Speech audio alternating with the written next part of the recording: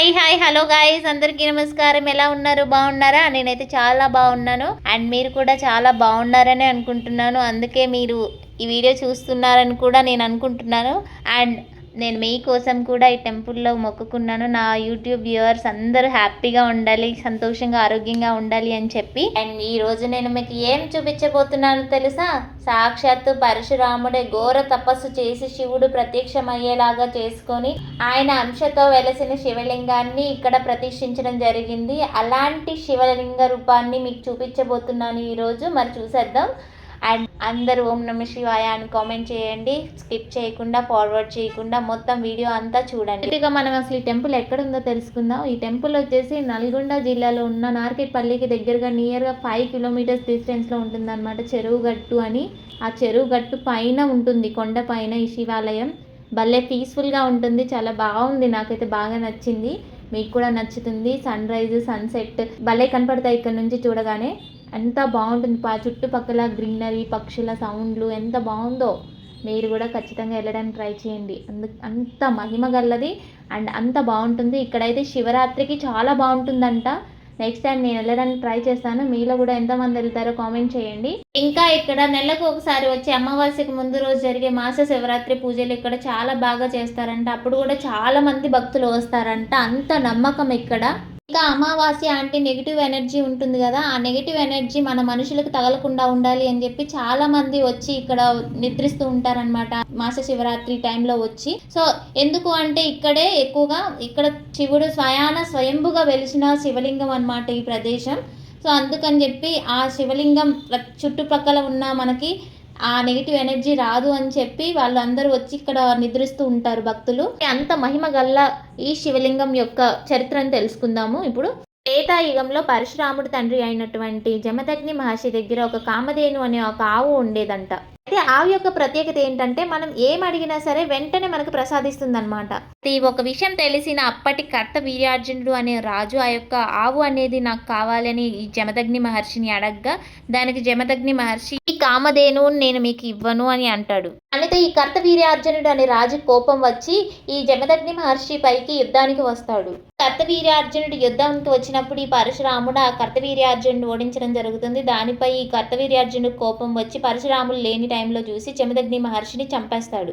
ఈ విషయం తెలుసుకున్న పరశురాముడు కర్తవీర్యార్జునుడి దగ్గరికి వెళ్ళి తన తలను కూడా నరికివేయడం జరుగుతుంది.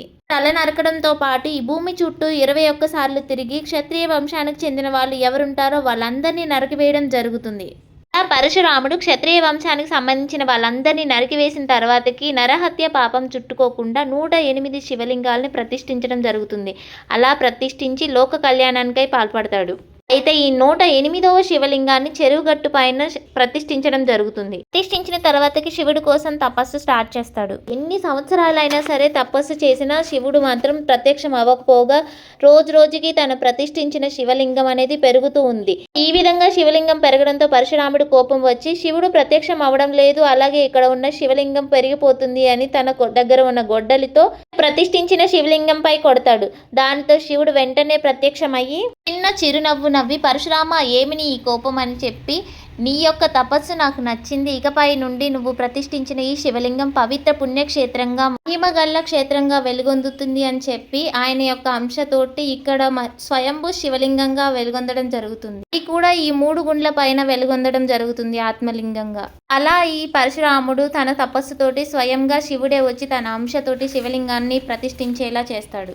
పరశురాముడు స్వయంగా తన చేతులతోటి ప్రతిష్ఠించిన ఈ శివలింగాన్ని దర్శించుకోవడం నేను ఎంతో పుణ్యంగా భావిస్తున్నాను.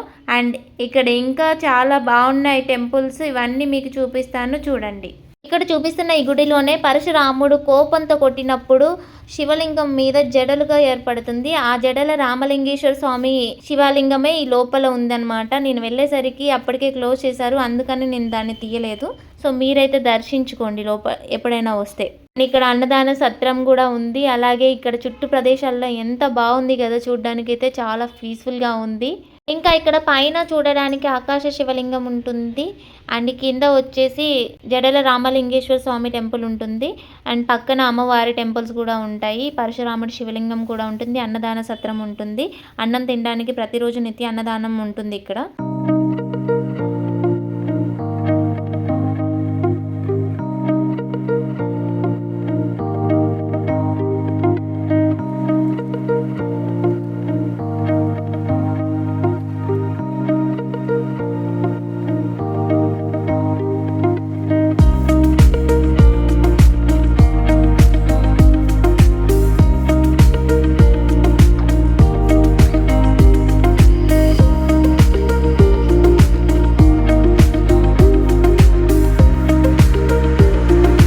భక్తులు తమ తమ కోరికలు తీర్చమని చెప్పి తలనీలాలను కూడా ఇక్కడ ఇస్తూ ఉంటారు. అండ్ ఇది పక్కనే ఇంకొక కోనేరు కూడా ఉందన్నమాట.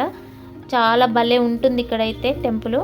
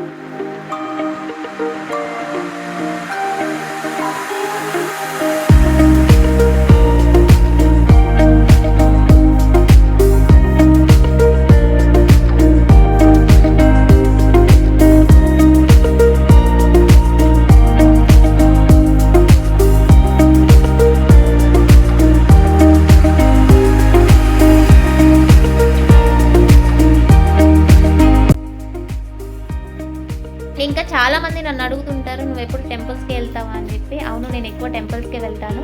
అందుకని చెప్పి నేను ఎప్పుడు టెంపుల్స్ వీడియోసే పెడతాను. బయటకు కూడా వెళ్తాను. ఆ వీడియోస్ కూడా షాపింగ్ వీడియోస్ అన్ని నేను అప్లోడ్ చేస్తున్నాను.